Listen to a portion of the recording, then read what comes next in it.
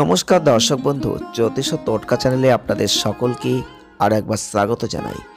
সকলকে স্বাগত জানিয়ে চলে এলাম আজকে একটি নতুন বিষয়, নতুন ভিডিও আপনাদের জন্য। সামনে আসছে মৌনী অমাবস্যা। আপনারা অবশ্যই যারা যারা অভাব অনটনের মধ্যে দিয়ে জীবনকে অতিবাহিত করছেন প্রতিনিয়ত, তাদের জন্য অবশ্যই দিনটা অত্যন্ত গুরুত্বপূর্ণ। তো এই মৌনী অমাবস্যা 2024 সালে ঠিক কবে পালিত হবে, আপনারা ঠিক কী কী কাজ করলে এই দিন আপনারা আপনাদের জীবনের যে সমস্ত অভাব অনটন দুঃখ কষ্ট থেকে মুক্তি পেতে পারেন, সেটাই কিন্তু আজকের ভিডিও আপনাদের সামনে তুলে ধরব।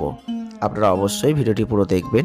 যদি ভালো লাগে লাইক করবেন, শেয়ার করবেন, চ্যানেলটিকে সাবস্ক্রাইব করবেন।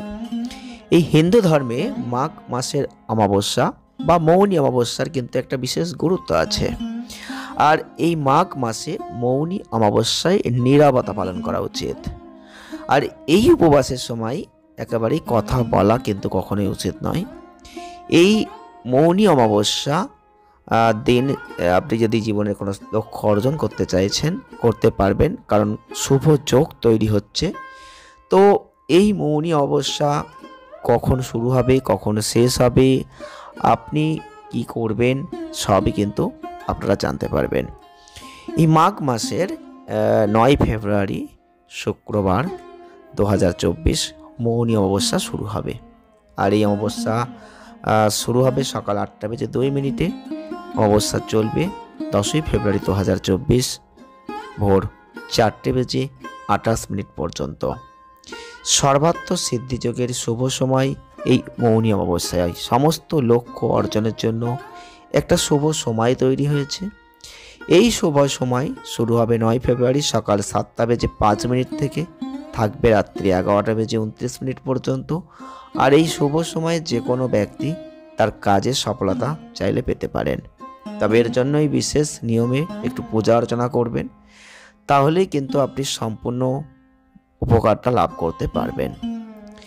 তবে আপনি অবশ্যই যদি মৌনী অমাবস্যার ব্রত রাখেন বা উপবাস পালন করেন, তাহলে এই উপবাস রাখা অবস্থায় যতটা পারবেন কম কথা বলবেন। কারণ মৌনী অমাবস্যায় কথা না বলে এটা ব্রতটা পালন করার কথা বলা হয়।